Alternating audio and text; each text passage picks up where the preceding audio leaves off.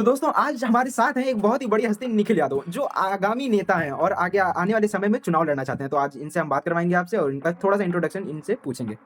तो जय श्री राम साथियों। मैं जैसा कि मेरे प्रिय भाई अभिषेक पाली ने बताया कि मेरा नाम निखिल यादव है और मैं छात्र नेता हूँ। तो अब ये क्वेश्चन पूछेंगे, हम उसका आंसर करेंगे।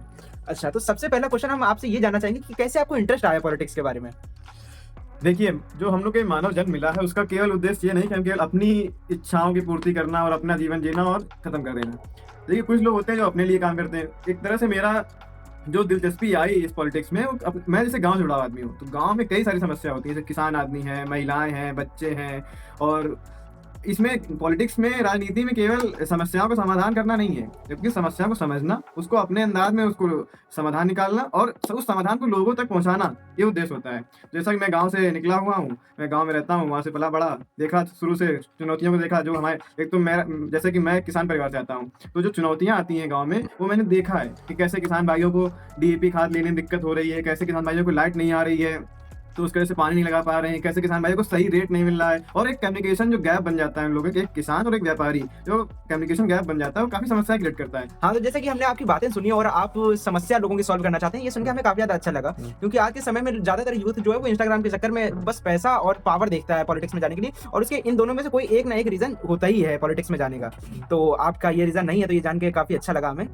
और बाकी आप क्या समझते हैं, आप कैसे इन सारी दिक्कतों को सॉल्व कर पाएँगे?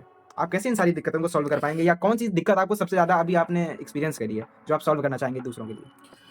देखिए, मैं आपको बता दूं, मेरे लिए मैं राजनीति करने के लिए नहीं आया हूँ यहाँ पे। मुझे सेवा करना है। मुझे अपने जो शरीफ और गरीब इंसान जो है उनका मसीहा बनना है, उनकी ताकत बनना है, उनकी बुलंद आवाज बनना है, ताकि कोई भी एक शरीफ और एक गरीब इंसान के साथ कोई अन्याय ना हो सके, उसकी आवाज को दबाया ना जा सके, उसके साथ जुल्म ना होने पाए।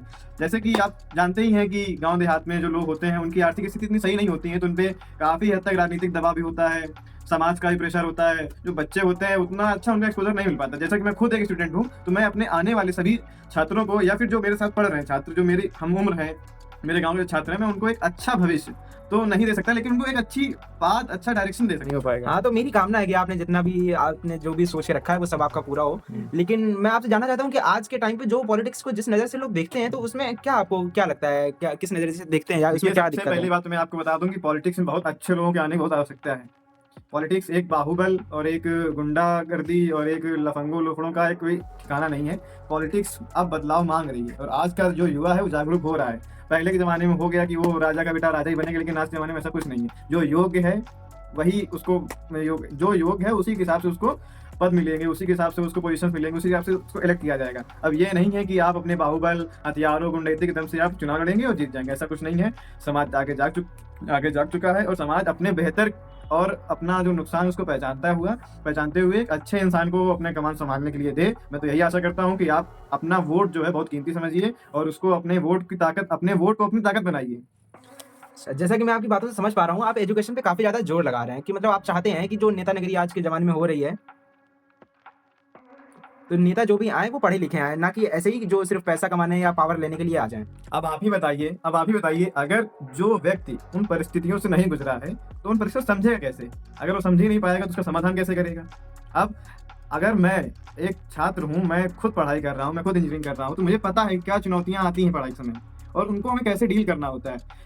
हमेशा आर्थिक तंगी एक चुनौती नहीं है, एक हमारे उत्साह, जोश और एक अच्छा माहौल क्रिएट करने की ये भी एक बहुत बड़ी आवश्यकता है आज के जीवन में, छात्र जीवन में बहुत ही आवश्यक। और हम जैसा सभी लोग जानते हैं कि कहीं न कहीं गाँव में या फिर देहात एरिया में हमारी जो बहनें हैं, हमारी जो बेटियाँ, उनको कहीं न कहीं इन सब चीज़ों को बहुत सामना करना पड़ता है। घर वाले गाँव देहात में, अगर आप देखते ही होंगे कि ऐसी लड़की 12 पास की, उसकी शादी के लिए सोचने लगते हैं। उनको ये नहीं सोचना है, वो ये नहीं सोचते हैं कि 12 के बाद हम अपनी लड़की, अपनी बेटी को कोई हायर एजुकेशन के लिए बाहर भेजें या फिर उसको अच्छी डिग्री कराएँ, उसको अच्छी तैयारी कराएँ, वो इसके बारे में चिंता नहीं करते। उनको खास करके चिंता होती है कि अब बेटी हमारी 12 पास कर ली है, उसकी शादी कोई अच्छा वर मिल जाए, उसे अच्छा शादी कर दें। तो यही सोच बदलने का काम अगर हम जैसे युवा लोग आएँगे, हम जैसे जो पढ़े-लिखे, जो उस दौर से गुज़रे हैं कि पढ़ाई क्या है, अगर शिक्षा होगी तो आप मजबूत रहेंगे, आपको कोई दबा नहीं पाएगा, आपकी कोई आवाज़ को कभी कमज़ोर नहीं कर पाएगा। आपकी बातें सुन के लग तो बहुत अच्छा रहा है, लेकिन जो भी हमारे नेता जो आज के समय में हैं, ये भी जब अपना करियर स्टार्ट कर रहे थे, तो उनसे भी हमने ऐसी ही बातें सुनी थी। लेकिन आज के समय में उनसे हम वो उम्मीद कर पाना, या उस काम की उम्मीद कर पाना जो उन्होंने वादे किए थे, हमें कहीं भी सही होते हुए नहीं दिखाई देता है। तो हम कैसे विश्वास कर लें कि आपने जो बोला है वो सब पे आप काम करेंगे, या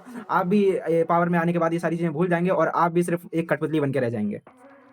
देखिए, मैं आपकी पूरी बात से सहमत हूँ, लेकिन अब वो माहौल, वो दौर चला गया कि जब नेता सिर्फ और सिर्फ चुनाव पे अपना मुंह दिखाने जाते थे और ये ढांढस बनाते थे कि मैं आपके परिवार हूँ, मैं आपका बड़ा भाई हूँ, मैं आपका बेटा हूँ और मैं आपकी सेवा करूंगा। और फिर 5 साल कहीं दिखाई नहीं देते थे, जो चुनाव आता था तो फिर वही पैर छूना और दुनिया भर की बातें करना कि मैं आपके लिए समस्या का समाधान प्रोवाइड करूंगा, सब कुछ करूंगा। तो मुझे ऐसा लगता है कि ये कहीं न कहीं एक वातावरण के ऊपर निर्भर करता है कि आप किस वातावरण से हैं।